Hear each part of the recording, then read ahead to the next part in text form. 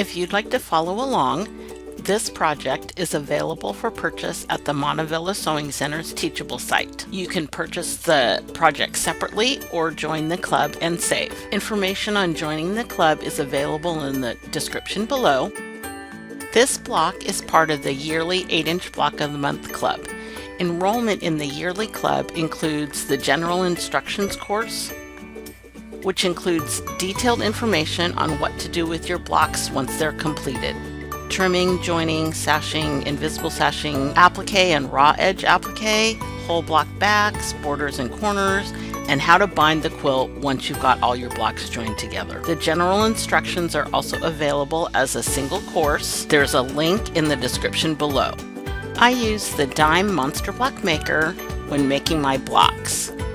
If you are unfamiliar with the monster block maker, check out this video. Needles and thread for this project, I would go with kind of my go-to for the quilting, the 9014 quilting needles. And for thread, I use just a standard 40 weight top thread and either a 60 or 80 weight bobbin thread. The parts for this block, this will depend on which version you're going to do, but the base bit is going to be the same. Your back block, your top block, and then your batting. If you were going to do the rag edge applique, you would of course have some fabric pieces for the applique bits. Either way you do that, you're going to set your jig up just like normal. So my back block, face down to the table, place your jig over the top, add your batting, and then your top block. This is just a white on white print with the print side face up. And again, I just start from the center and then work my way out. If you'll be doing the stitch blocks, you're just gonna stitch everything and that's your block. If you'll be doing the rag edge applique, here are the steps for that. I've stitched colors number 1 and 2. Number 2 is gonna be your placement guide. I've got my fabric here. This is just plain fabric. I don't have an applique product on it at all. This is going to be raw edge applique. For this design, I'm going to put my red down, just covering all of those stitches. You have a couple options here. You can use a bit of glue stick here to help hold this in place. Or you can skip the glue stick and stitch the color number 2 again to at least tack this part down. I'm just going to use the glue stick and then I'm going to stitch this color. Color 3 has been stitched. I'm going to pull this up to the camera and hopefully you'll be able to see that it has actually been stitched. This is the red section and I used red fabric, so it's kind of color on color. I'm now going to trim that part. These are my favorite Havel lace trimming scissors. There, I'll do them that way. So they're double curved. What's nice about this is they have a slightly blunt point. It's sharp enough to get into tight corners, but it will not dig into your fabric. So I'm just going to trim along here pretty much the same as you would do with any applique. However, you are in fact outside of the stitches, which is why it's called raw edge applique.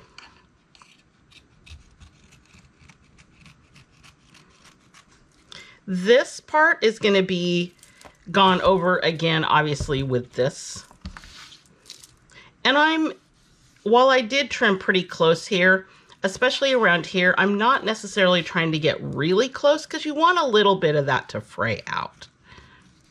And just like when you trim regular applique, if you hold a bit of tension on the fabric that you're cutting away, that will help you get a cleaner cut.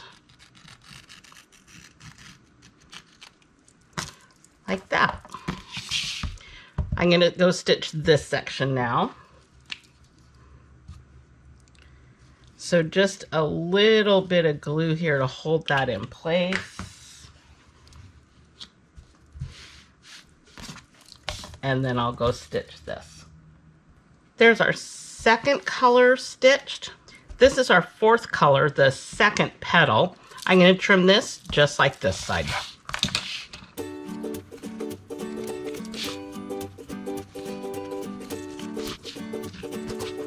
On to the last color. Little bit of glue stick to hold it in place.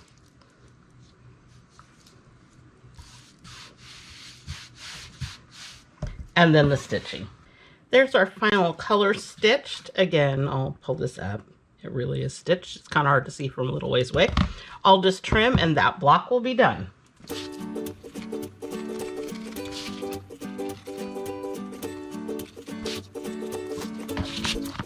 There's the block all trimmed. I'll just pull that out of the jig.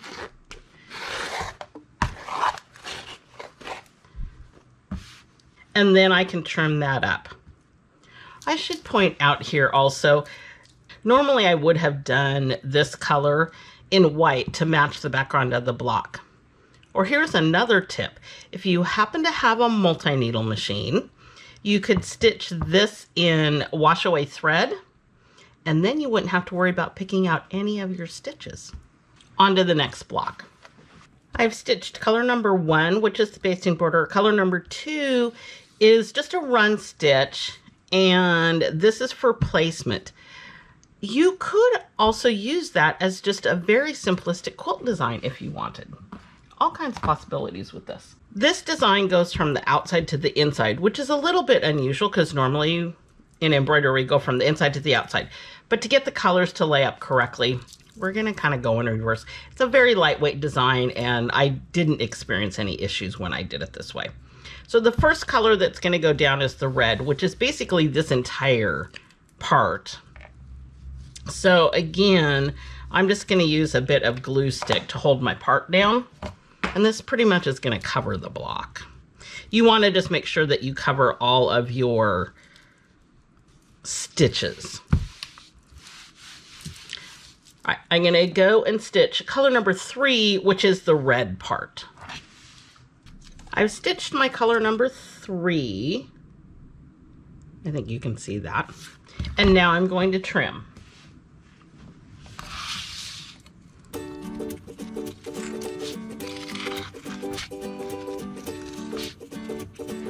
So that's trimmed my outside. You have a decision to make here, whether you want to just put your next piece on top of this, and then again with the smaller piece on top of that. If you go that route, you will end up with 1, 2, 3, 4, 5 layers of fabric plus your batting in this section. Or you can choose to trim out the inside. I'm going to trim out the inside. To be able to trim out this inside, I'm going to start with this pair of scissors. These are Havel's as well, and these are the 3-inch double curved thread trimming scissors. But what's nice about these is they have a really, really sharp point. So what I'm going to do is just down here at the very corner, I'm going to gently poke in and try to just get that first layer. And I just did a little teeny tiny snip, and then I can kind of go in and see if in fact I have just that top layer, which I do have. And even if you clip your base layer, you have another piece of fabric that's going to go over this anyway. So now I am just going to carefully come back in with my blunt nose. And you can see here, I'm just kind of niggling away at this. There's a couple points here where there isn't actually stitching, but you'll be able to follow the curve.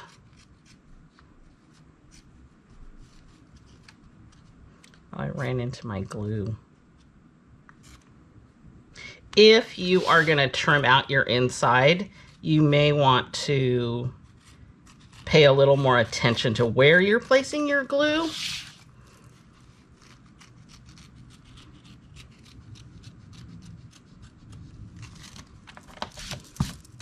So now that is all clear. And then I can place this part. So since I know I'm going to cut this out, I'll pay a little more attention to where I'm putting my glue on this piece. I'm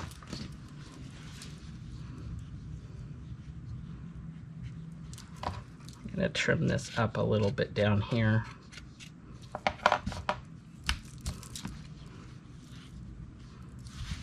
I'll go stitch that next color. The middle color has been stitched. And I'm going to pull this up here again so it's a little easier for you to see.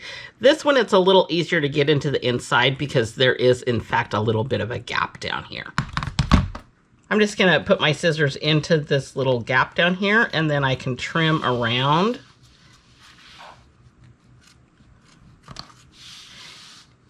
And you can see I'm turning my hoop as I'm going. If you keep your scissors in the same direction or angle and move your hoop around them, your trimming will be much, much easier. And then the outside.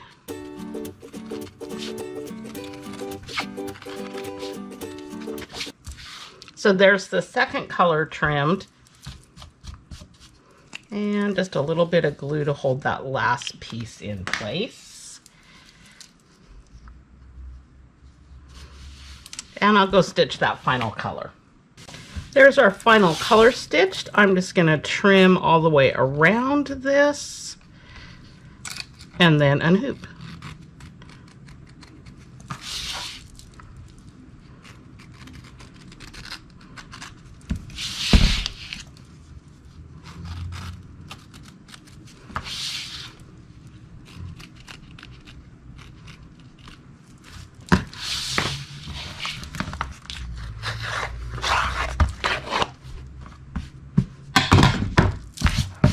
There's the finished block. On to the next one.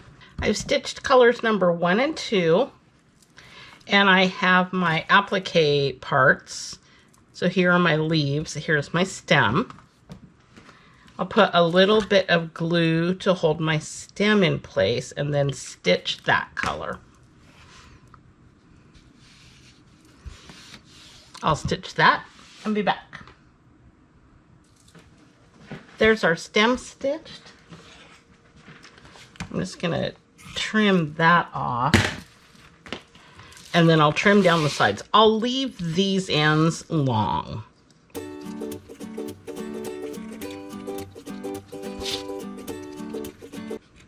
If you don't have a whole lot of fabric here on this side, you cannot tug on it too much because it will kind of just blow out. A lint brush works really well for getting all those little frayed pieces out of there. I'm just not going to worry about it. I'll put a little bit of glue stick here to hold my leaf fabric in place, and then I'll stitch that color and trim those.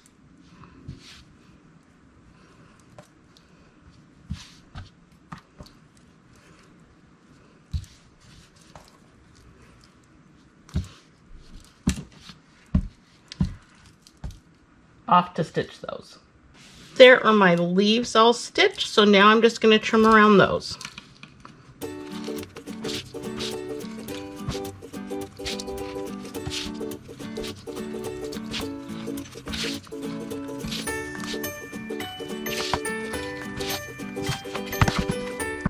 This is the 4-leaf block, all finished.